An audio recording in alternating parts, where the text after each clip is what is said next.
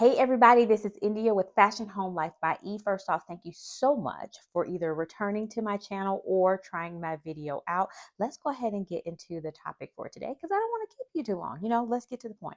And I wanted to share a few what I would call life hacks, soft life, things that make my life easier or kind of get me towards that soft life thing. And I've seen that trending for a little while now. Definitely over the past 2 years, I've seen more content related to soft life. Also, what's another word? Routine resets, romanticizing your life.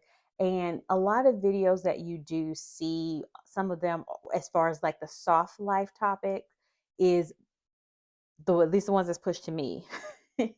Let me know if you've seen a bunch of other ones, but I see them more so focused on shopping when I say like the soft life title, shopping, or I'll see people going to the spa to get a facial or get a massage, and nothing is wrong with any of that.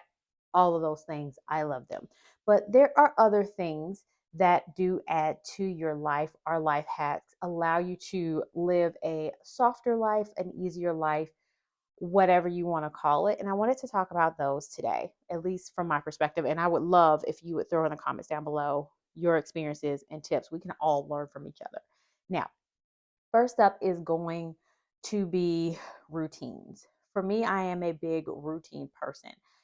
And for that, it just helps me keep my day together. It also helps me coordinate things that I need to get done.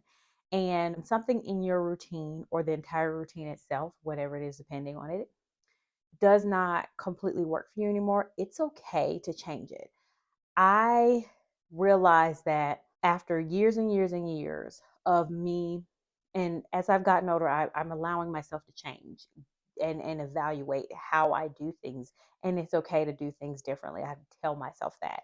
But I used to have my wash day, which I do have natural hair for reference, on Saturday. But what I didn't like about that situation is that it felt like half my day or a decent chunk of my Saturday was dedicated to washing my hair. And then there's only one more day left, which is Sunday. I go to church, I come back home, get some stuff done, and then it's time for work on Monday. So I felt like my 2 days that I have completely free of my 9 to 5 are soaked up by chores and running errands and things like that. One of the things that I did do is move my wash day to Friday. For me, that works out so much better because in my head, at least, I'm gonna tell you my logic for a second here. But my logic is that my 9 to 5, I'm working on Friday. So most of my day's already gone.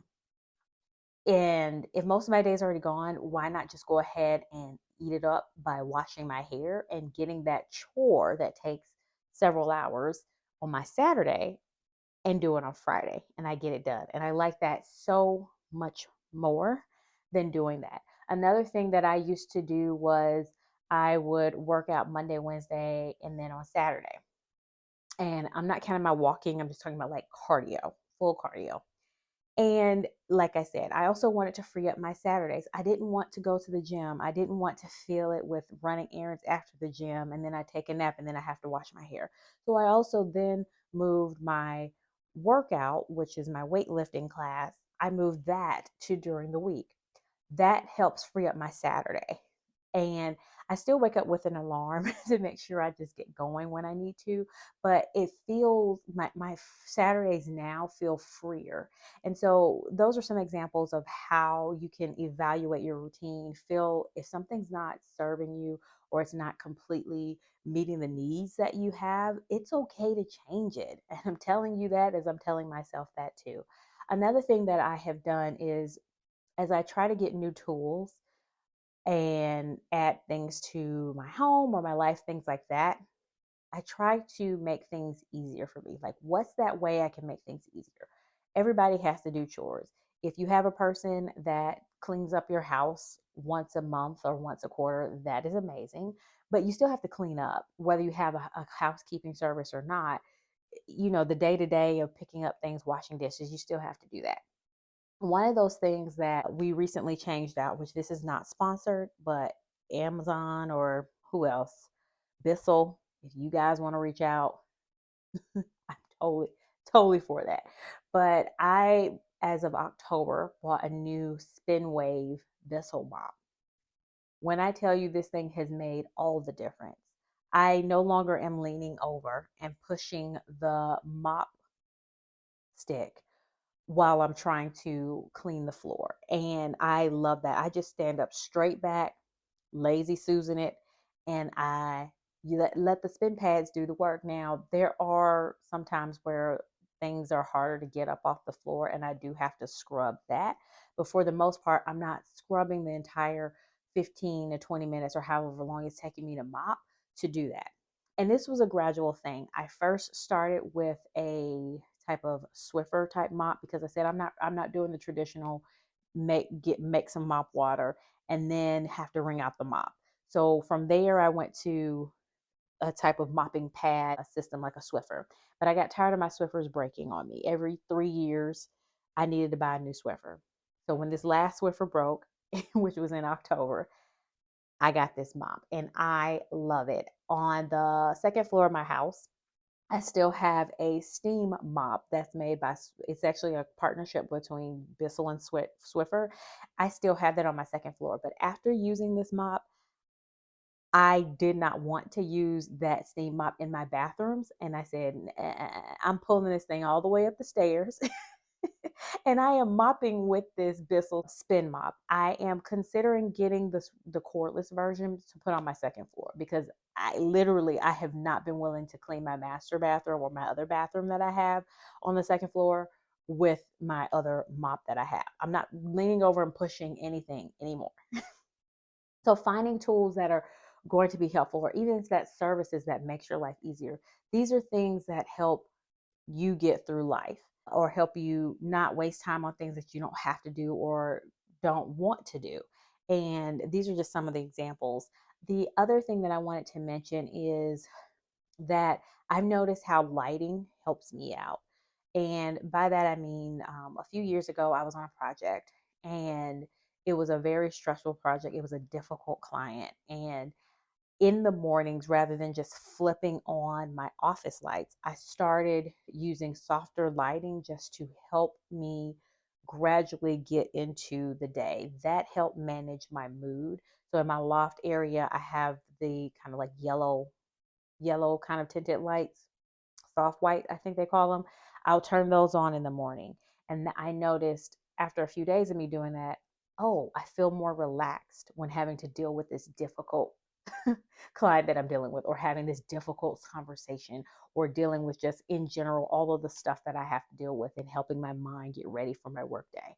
And I started incorporating that. And even though I may not be in a stressful period, that's my routine. I turn on a soft light and I actually have my ring lights that I use to record videos, and I will turn on the warmer light in the morning and let that shine through while it's dark in my office. And I let that get me started and get me gradually going. Another thing that I do, which some of y'all might not want to do, let me know in the comments down below if you do this too. But also, because I do YouTube, like this is outside of my 9 to 5 job, I also make hair accessories. So you see this one on my head now, this turban that I made. And dealing with the website, recording videos, making content, sewing, and all of those things I have to do outside of my job. And in order to help me feel better, what I do is I start off with those things. I start off with the things that are for me. Like I said, all of the things that I just mentioned that are outside of my 9 to 5. That way, before I'm starting my day for someone else, I'm starting that day for me. I also do incorporate my Bible time. Most of the time I do try to do it in the morning. So I'll spend a few minutes reading a Bible scripture and making a little note. So I start off with that and then doing the routine of doing something for me first, whether that's editing a video, posting something on TikTok, whatever it is that is outside my 9 to 5 to help me gradually ease into the day. But that means you have to get up earlier. I can't get up if my job starts at 8. I can't get up at 7:30 and do all of those things and ease into the morning. I don't have that luxury because I work for someone else.